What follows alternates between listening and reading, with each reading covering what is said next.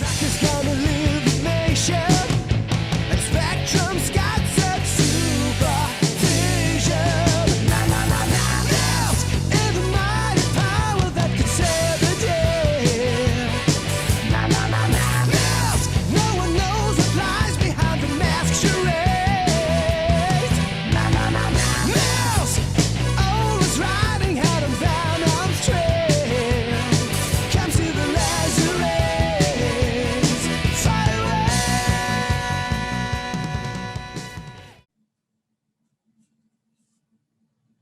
Wow. Okay.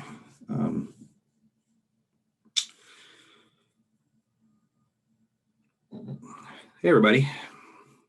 It's Bill from Matt-Trakker.com, and welcome to this episode of Behind the Mask. I hope everybody's being as safe as you can be out there, whether you're an essential worker or not. Being safe is very important. Just make sure you're doing everything you can, and hopefully this surge will go away quickly, and hopefully this vaccine will be something effective. I look forward to going outside again, and that'll be really helpful right now, so I can run away from the computer. If you're wondering why I'm so dejected, I decided to do some research on Vor-Tech, basically the spiritual successor of M.a.s.k. The toy was produced by Kenner, and the cartoon was produced by Universal Cartoon Studios, which changed its name to Universal Animation Studios in 1996. That studio came out with like all the Land Before Time episodes, or directed movie, DVD movies. I think except for the first one. So, and then like Woody Woodpecker. Other than that, it's not a very impressive list to go look at. I don't recommend it. The animated series in this episode is going to be very hard to talk about because it doesn't exist. It's nowhere to be found. It ran for one season, 13 episodes, and that's pretty much all I can find out there. There is one episode that I found on YouTube. I don't really recommend watching it. What I would do instead is, after you watch this video, turn your monitor off for 20 minutes and stare at it, because you're going to get the same effect that you would. And it's very easy to understand why this fell into very deep obscurity. And it makes me very grateful for the community we have with our M.a.s.k community. I don't really want to do this to you, but I'm going to play the intro, take a quick look at it, and let me know before I keep going. Let me know if you see any comparisons to M.a.s.k itself. You might spot a few. I'm going to put my head down for the duration of this, so I'll see you in about 40 seconds.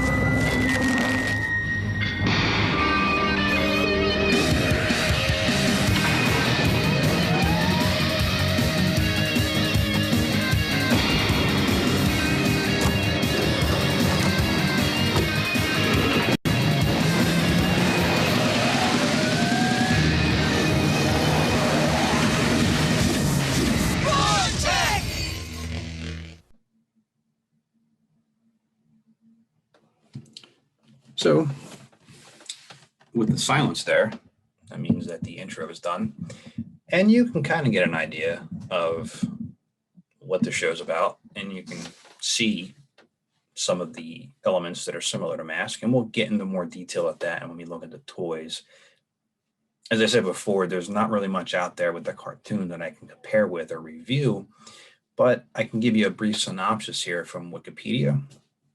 I'll have a link in the description for this if you want to look at it. It's a very short page, but hopefully it'll help with anything you might want to read on it.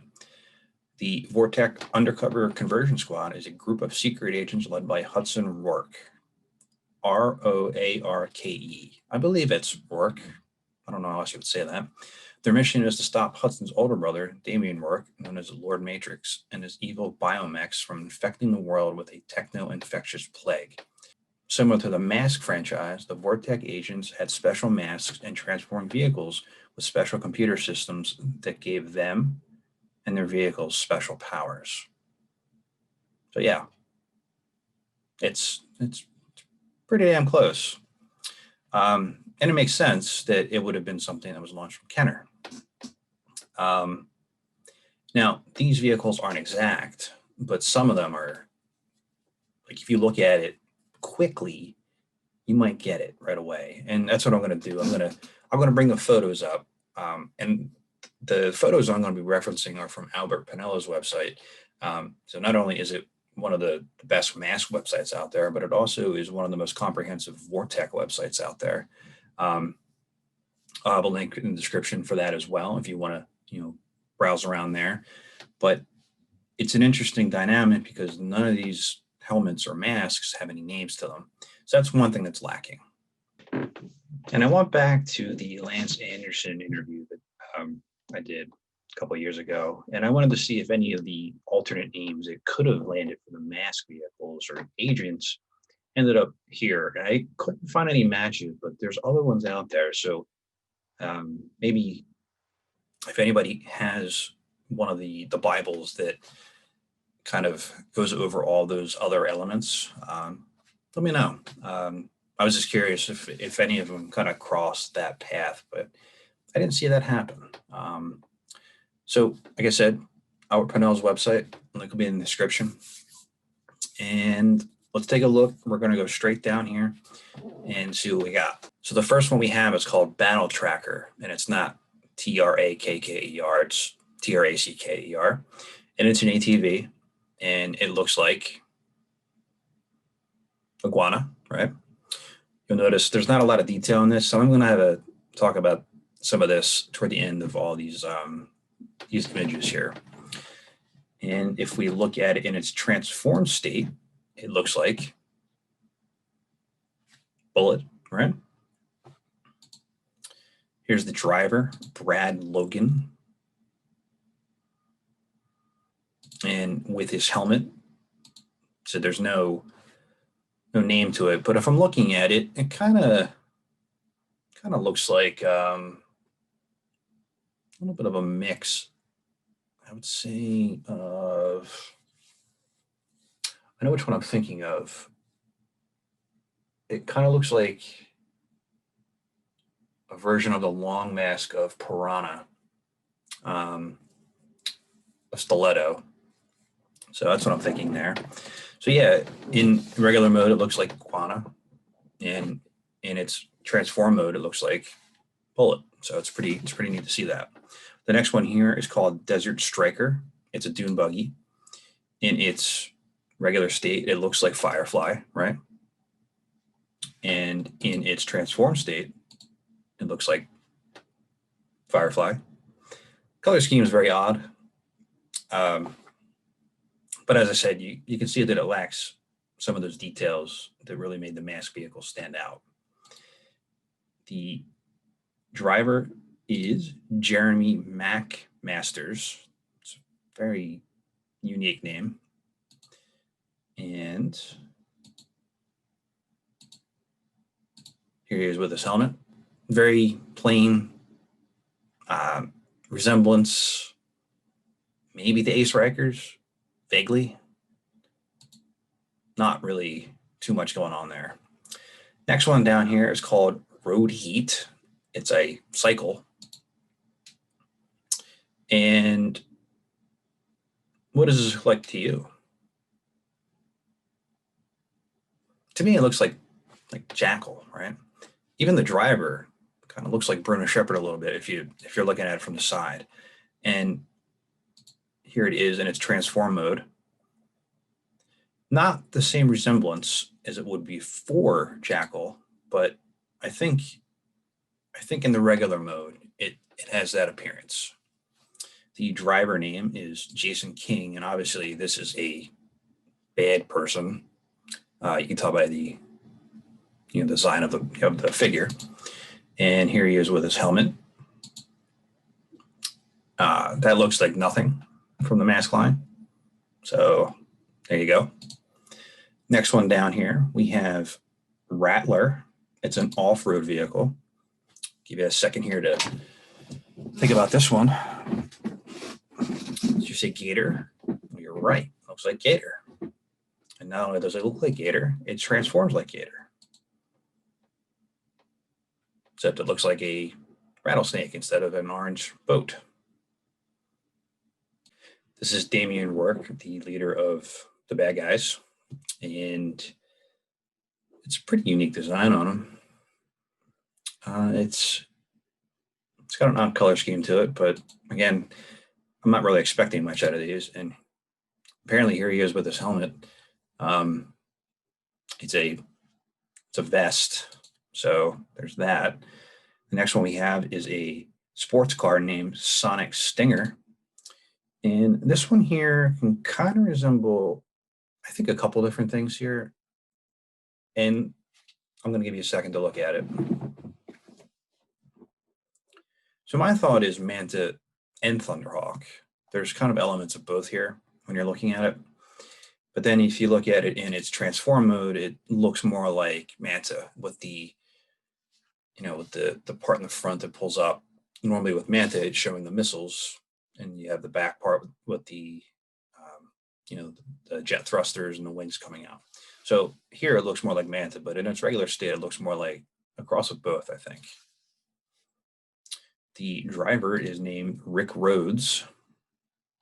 He's got one glove on, I guess, one glove off. I don't know about what's going on there, buddy. And then here he is with his helmet. It's very hard to tell from the photo. I would say maybe it's actually close to penetrator mask. Not sure on that one. Next one down, we have Thunderwing, which is a fighter plane. And I'll give you a second here. If you said Meteor, that's what I would go with. Looks like Meteor a little bit, just a smaller, more compact version. And then here it is in its transform version. And it takes the transform version of Meteor, and puts it into the smaller, compact version you see here, which in one of the episodes of Talking Overtime, we joked about, who would want to play with the back end of Meteor. So there's that there. And the driver of this is Hudson Roarke, the leader of the good guys. He's got a little head and giant shoulders. Good for him. And then here's his helmet. It's got a little maybe aura mask vibe going on there, I would say. It's a shame these don't have many colors on them because they're all just very plain. You can see the lack of detail that really went into these.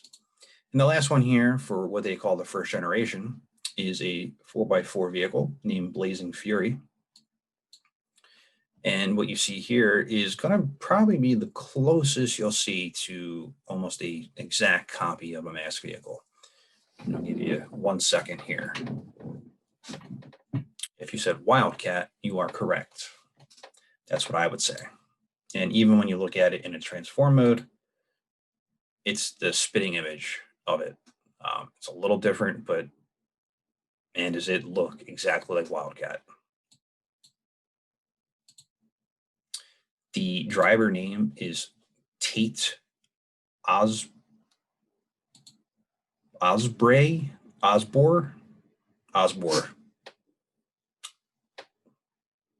And his helmet, short version of stiletto, I guess. Without detail, it's really hard to, kind of get a grasp of these things. And then there was a second version or second generation that's on the website, that for Albert's website. They never really came out, and there's not much to them. If you want to check those out, I want to report on what actually came out. Go to the link in the description. But yeah, I mean, that's Vor-Tech. It's a weird thing that happened. And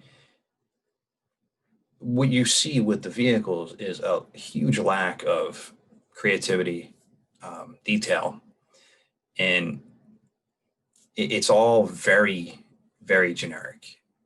And if you think about this, while this is not named m.a.s.k, if this came out as a direct line from m.a.s.k, right, and the quality was this poor, would we have gotten those? Probably, because we were still a little younger, right? But would we want to collect them today? I don't know anybody that owns any Vor-Tech. I'm sure some of you watching do, but if this was something that came out today, I would be so upset. I would still get it, as I referenced in the chat we did with Retro Blasting, but it would be, I would have to put Billboard Blast above all of these because there's actually detail in that. And then all these would follow suit after if this was a continuation. So let me know in the comments what you think of Vor-Tech, what you remember of it, if you remember anything of it. And if you have any other information of Vor-Tech, let me know in the comments as well, because it's something that I wouldn't mind seeing the rest of the series just to say that I watched it. But again, I'm not saying watch it because I don't want to torture you that way. And also, if you like the channel, like the videos, and want to help keep m.a.s.k alive, there's a join button right below here. A couple dollars a month goes right toward the website and the channel. It keeps us moving, and I appreciate everything that everybody's done. And if you were one of the winners of the contest we had, we gave away a couple of different items. Your items will be going out very soon. I've already been in contact with you. And thanks again for following the channel. And please remember to like, comment, and subscribe to help keep m.a.s.k alive. And this is Bill from Matt-Trakker.com, and I'll talk to you later.